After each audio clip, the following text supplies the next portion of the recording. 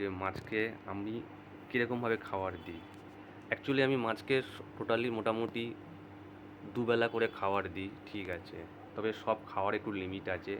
যে আমি দুবেলা খাবার দিচ্ছি বলে যে আমি খাবারটা একটা করে দেবো, ঠিক তা নয়।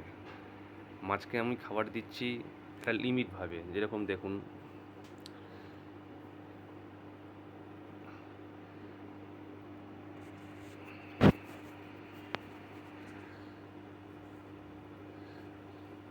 দেখছেন মাছকে আমি খাবার দিচ্ছি।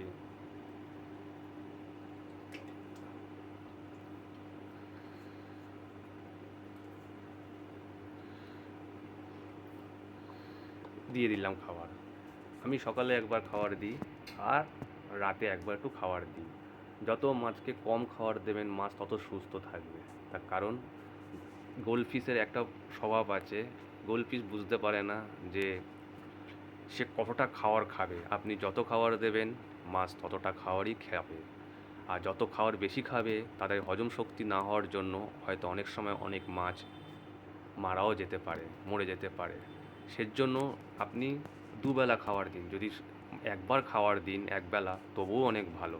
যে কেউ যদি সকালে খাবার দিন রাত্রিবেলা দেবেন না, কেউ যদি মনে করেন রাত্রিবেলা খাবার দেবেন তো সকালবেলা খাবার দেবেন না। তাতে আপনাদের প্রত্যেকের বাড়ির মাছ খুবই সুস্থ থাকবে, ভালো থাকবে, ঠিক আছে।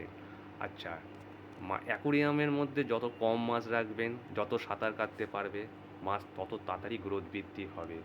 আমি কালকেই পরিষ্কার করলাম অ্যাকোরিয়ামটাকে, খুব সুন্দরভাবেই করেছি এবং কাচের জল খুবই সুস্থ সবল, কাচ খুব সুন্দর মতন, মনে হচ্ছে খুব কাচের মতন জল। দেখুন জলকে দেখলেই বুঝতে পারবেন কত পরিষ্কার পরিচ্ছন্ন, ঠিক আছে। এই তাই আজকে তো ভাবলাম যে মাছের খাবার নিয়ে একটু আলোচনা করি, ঠিক আছে। হয়তো এটা অনেকের হয়তো সুবিধা হতে পারে, যারা নতুন অ্যাকোরিয়াম ব্যবহার করা শুরু করেছে তারা হয়তো এখন বুঝতে পারছে না মাছকে কতটা কী খাবার দেবে। তাই কথাটা হচ্ছে সেটাই, যে মাছকে কতটা খাবার দেবো সেটা আপনি আপনার লিমিটভাবে যদি দেন, মাছকে যত কম দেবেন খাবার মাছ তত সুস্থ থাকবে। এতে ওদের হজম শক্তি ভালো হবে এবং খেতে ওরা ভালোবাসবে। এটাই হচ্ছে কথা। আজকে আমি তাই মাছের খাবার নিয়ে একটু আলোচনা করলাম। যদি আমার সকল বন্ধুদের একটু সুবিধা হয় যারা নতুন মাছের অ্যাকোরিয়াম ব্যবহার করছে, আর যারা মাছ অ্যাকোরিয়াম অনেক পুরনো ব্যবহার করা অনেকদিন থেকেই করছে তারা হয়তো সব কিছুই জানে। তাদের জন্য হয়তো আমার বলাটা হয়তো খুব সামান্য, কিন্তু যারা নতুন তাদের জন্য হয়তো অনেকটাই হেল্পফুল হবে। সেজন্যই হয়তো আমি আজকে এই ভিডিওটা করলাম তাদেরই জন্য, ঠিক আছে। এর পরের দিন হয়তো ফিল্টার নিয়ে একটু আলোচনা করব, জলের ফিল্টারটা নিয়ে।